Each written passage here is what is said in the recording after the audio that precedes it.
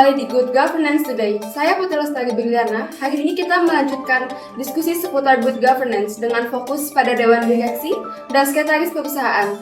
Berdasarkan makalah terbaru dari Universitas Tanjung Pura, bersama saya sudah hadir dua narasumber, Stephanie, reporter bisnis kami, dan Dr. Monica, seorang pakar tata kelola perusahaan.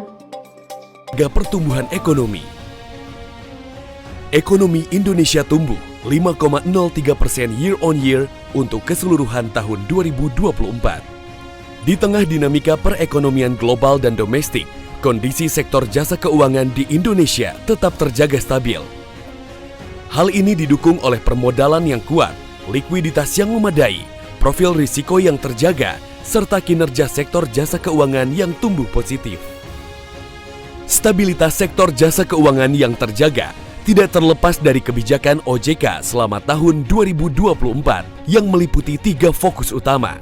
Penguatan sektor jasa keuangan dalam kerangka pengaturan, pengawasan, dan perizinan yang lebih terintegrasi. Peningkatan daya saing sektor jasa keuangan dan pendalaman pasar keuangan dalam rangka pertumbuhan ekonomi nasional yang inklusif dan berkelanjutan. Peningkatan kepercayaan masyarakat dan investor terhadap sektor jasa keuangan. Selama tahun 2024, OJK telah meluncurkan berbagai roadmap sebagai arah kebijakan bagi perkembangan industri ke depan untuk mewujudkan sektor jasa keuangan yang berintegritas, inovatif, dan kredibel.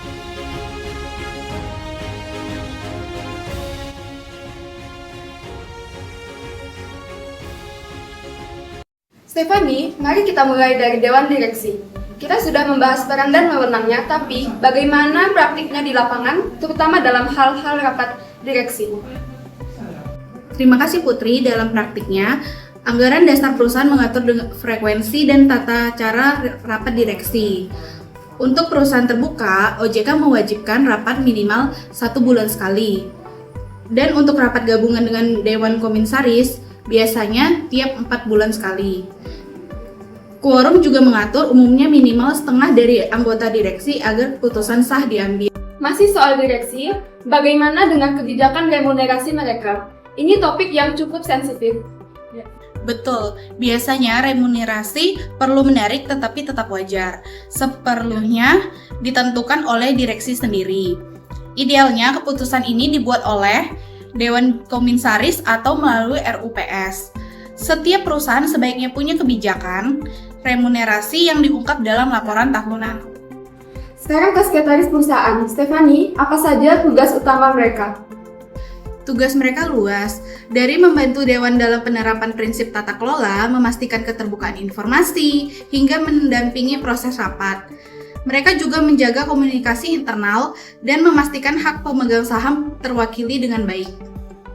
Bagaimana dengan proses atau pengangkatan atau pemberhentian Sekretaris Perusahaan? Prosedurnya harus tertuang dalam peraturan internal. Umumnya, direksi bertanggung jawab atas proses ini, tetapi konsultasi dengan komisaris tetap disarankan demi menjaga objektivitas. Sesuai dengan amanat Undang-Undang Pengembangan dan Penguatan Sektor Jasa Keuangan untuk mendorong pertumbuhan ekonomi nasional, OJK mendapatkan mandat baru, yaitu pengawasan konglomerasi keuangan, kegiatan usaha bulion, keuangan derivatif, aset keuangan digital termasuk aset kripto, dan koperasi di sektor jasa keuangan. Untuk meningkatkan literasi dan inklusi keuangan, OJK terus menggencarkan berbagai kebijakan dan program literasi dan inklusi keuangan yang inklusif, masif, dan merata. Dr. Monica, seberapa penting dokumentasi dalam rapat direksi ini? Sangat penting. Pesan yang disampaikan rapat harus detail, mulai dari lokasi, waktu, peserta, agenda, keputusan, dan alasan dibaliknya. Semua peserta harus menandatangani pesan tersebut. Di sektor perbankan, pendapat yang berbeda juga wajib dicatat sebagai bagian dari transparansi dan akuntabilitas. Dr. Monica, komponen remunerasi seperti apa yang umum diberikan kepada direksi? Biasanya terdiri dari gaji pokok dan kompensasi variabel. Gaji pokok itu mencerminkan latar belakang dan pengalaman, sementara bonus atau insentif berbasis kinerja bertujuan menyelaraskan kepentingan direksi dengan keberhasilan perusahaan, dan kepuasan pemegang saham. Dr. Monica, bagaimana peran sekretaris perusahaan dalam menyelesaikan konflik? Jadi mereka menjadi penghubung penting ketika ada konflik antara direksi, komisaris, atau pemegang saham. Sekretaris perusahaan bertugas menampung laporan, menyampaikan ke pihak terkait, dan memastikan proses penyelesaian berjalan sesuai dengan prosedur. Terakhir, Dr. Monica, mengapa penting peran dan tanggung jawab setiap pihak ditentukan secara tegas? Kejelasan peran sangat krusial. Ini mendorong akuntabilitas, menghindari tumpang tindih tugas, dan memperkuat struktur tata kelola perusahaan secara keseluruhan. Terima kasih atas wawasan Anda, Dr. Monica dan Stephanie. Dan untuk pemirsa, tetaplah bersama kami di Good Governance Today. Sampai jumpa!